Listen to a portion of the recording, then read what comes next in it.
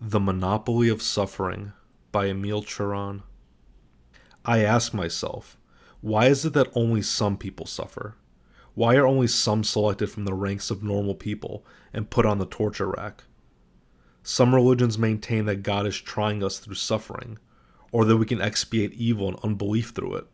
If such an explanation can satisfy the religious man, it is not sufficient for anyone who notices that suffering is arbitrary and unjust, because the innocent often suffer most.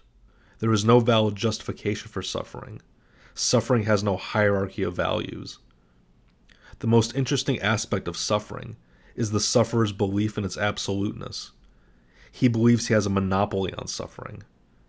I think that I alone suffer, and that I alone have the right to suffer, although I also realize that there are modalities of suffering more terrible than mine, pieces of flesh falling from the bone, the body crumbling under one's very eyes, monstrous, criminal, shameful sufferings.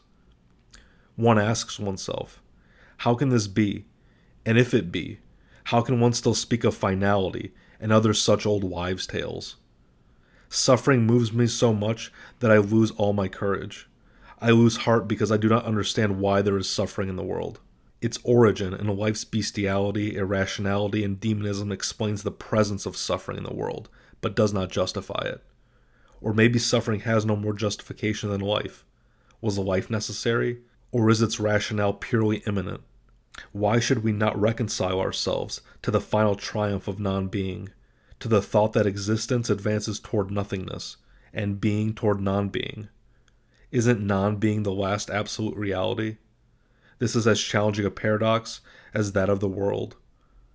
Although suffering moves me, and sometimes even delights me, never could I write the apologia of suffering, because long-lasting suffering, and all genuine suffering is long-lasting, though purifying in its first phases, unhinges the reason, dulls the senses, and finally destroys. Facile enthusiasm for suffering is professed only by aesthetes and dilettantes of suffering, those who mistake it for entertainment, and who do not understand that there is in suffering both poison, a formidable destructive energy, and a rich fertility, dearly paid for. To have the monopoly of suffering is to live suspended above the abyss. All suffering is an abyss. Those who maintain that suicide is an assertion of life are cowards. They invent explanations and excuses to mask their impotence and a lack of daring. For in fact, there can be no willed or rational decision to commit suicide, only organic secret causes which predetermine it. Those who commit suicide have a pathological attraction for death, which they can try to resist consciously, but which they cannot totally suppress. Life in them is so unbalanced that no rational argument could set it right. There are no rational suicides. Following to a logical conclusion, a meditation on nothingness and the futility of life. If one argues that there were wise men in antiquity who committed suicide in solitude, I reply that they could only do so because they had already stifled life in themselves. To meditate on death and on similar dangerous topics is to deal life a mortal blow, for the mind contemplating so many agonizing questions must already have been wounded. No one commits suicide for external reasons, only because of inner disequilibrium. Under similar adverse circumstances, some are indifferent, some are moved, some are driven to suicide.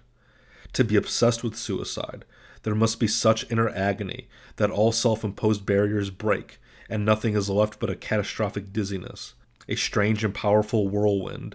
How could suicide be an assertion of life? They say it is caused by disappointments, which implies that you have desired life, that you had expectations which it did not fulfill.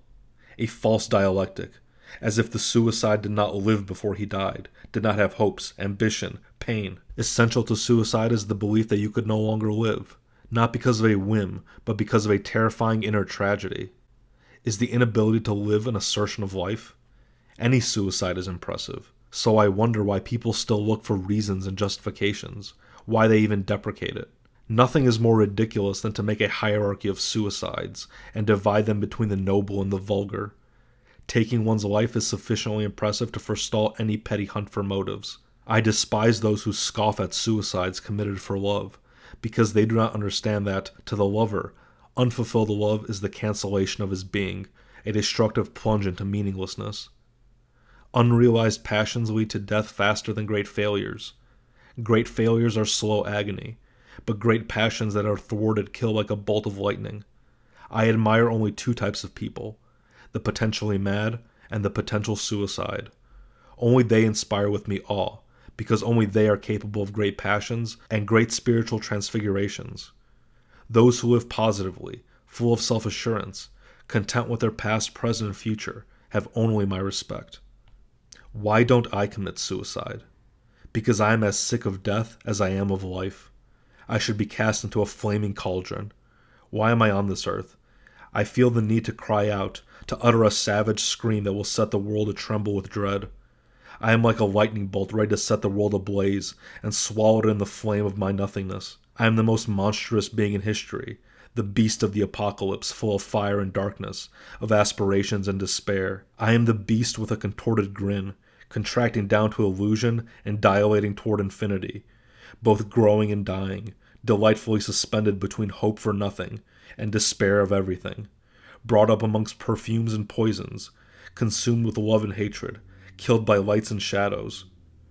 My symbol is the death of light and the flame of death. Sparks die in me only to be reborn as thunder and lightning. Darkness itself glows in me.